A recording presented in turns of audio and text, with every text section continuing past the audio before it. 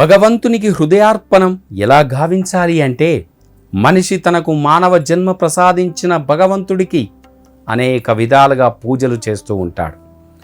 పూజ సమయంలో యథాశక్తిగా తనకు ఉన్నంతలో పత్రమో, పుష్పమో, ఫలమో, జలమో సమర్పించుకుంటూ ఆ దేవుణ్ణి కొలుచుకుంటూ ఉంటాడు. ఆ విధంగా సమర్పించడం కృతజ్ఞత సూచకమైతే కావచ్చునేమో గాని, అసలు మనిషి భగవంతుడికి సమర్పించగల శక్తిమంతుడేనా? ఇలా ఆలోచిస్తే ఎంత మాత్రం కాదని చెప్పవచ్చు. భగవంతుడిదే ఈ యావత్ సృష్టి. అలాంటి వాటికి భక్తుడు ఇచ్చే కానుకలు అత్యల్పమైనవే. కానీ ఏదో ఒకటి సమర్పించకపోతే భక్తుడి మనసు ఊరుకోదు కదా. పూర్వం ఒక యోగి భగవంతుణ్ణి అర్చించడానికి సిద్ధమయ్యాడు. అప్పుడు అతడిలో వివేకం ఉదయించింది. పూజలో ఒక్కొక్క ఉపచారాన్ని చేస్తూ భగవంతుడితో ఇలా విన్నవించుకున్నాడట. పరమేశ్వరా, నువ్వు బ్రహ్మాండమంత నిండి ఉన్నావు కనుక నిన్ను ఎలా ఆవాహన చేయాలి? అన్నింటికీ ఆధారమై నీవు ఉండగా నీకు ఆసనం ఎక్కడ వేయాలి? నిరంతరం స్వచ్ఛంగా ఉండే నీకు కాళ్ళు కడుక్కోవడానికి నీళ్ళెందుకు? పరిశుద్ధుడివైన నీకు ఆచమనం అవసరమా?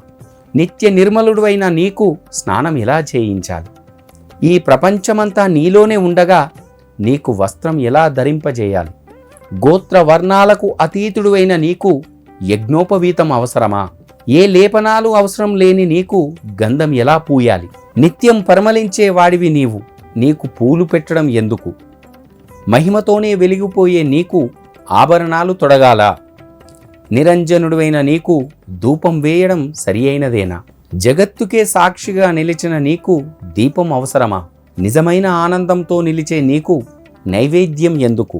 విశ్వానికే ఆనందాన్ని అందించే నీకు తాంబూలాన్ని అర్పించి సంతృప్తిపరచగలనా? అంతమే లేకుండా అంతటా వ్యాపించిన నీకు ప్రదక్షిణం ఎలా చేయాలి? అద్వయుడైన నీకు నమస్కారం ఎలా చేయాలి? వేదాలే నిన్ను స్తుతించడానికి మా శక్తి చాలనివి అని అంటూ ఉంటే నిన్ను ఎలా స్తుతించాలి? ఈ పలుకుల్లో నిజం లేకపోలేదు. భగవంతుడి ముందు ఎంతటి మానవోత్తముడైనా అత్యల్పుడే. వీడి శక్తి భగవంతుడి ముందు పరిగణలోకి తీసుకోరానిదే. అయినా భగవంతుడు మనిషి చేసే పూజలను స్వీకరిస్తున్నాడు అంటే ఆయన అపార కారుణ్యం వర్ణించలేనిది. నిజంగా భగవంతుడు మనిషి నుంచి కోరేవి సంపదలు కావు, వస్తువులు అంతకన్నా కావు. ఆయన మనిషి నుంచి హృదయార్పణను కోరుతాడు. భక్తితో స్మరిస్తే చాలు అంటాడు. కానీ మనిషి మనసు చంచలం, చపలం, స్థిరంగా ఒకచోట ఉండడు. లౌకిక లంపాటాల వల్ల భగవంతుడిపై లగ్నం కాదు. అందుకే ఆ శంకర భాగవత్పాదులు మనకెప్పుడో చెప్పారు, ఓ పరమేశ్వరా, నా మనస్సు ఒక కోతి వంటిది. అది ఎప్పుడూ సంసార వాంఛ అనే అడవిలో తిరుగుతూ ఉంటుంది.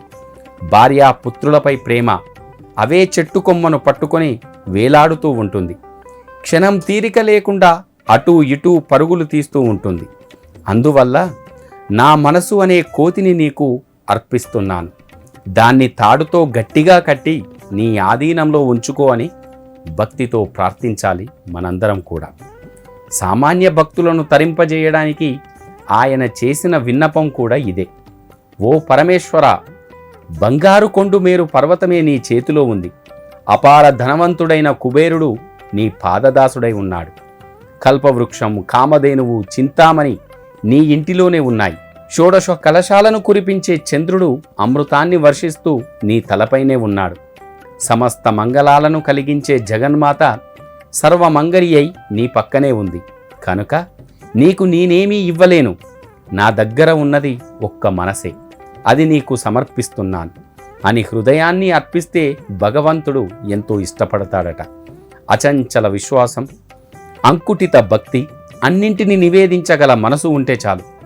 భగవంతుడు ఏ రూపంలో ఉన్నా మన పూజల్ని అందుకుంటూ ఉంటాడు.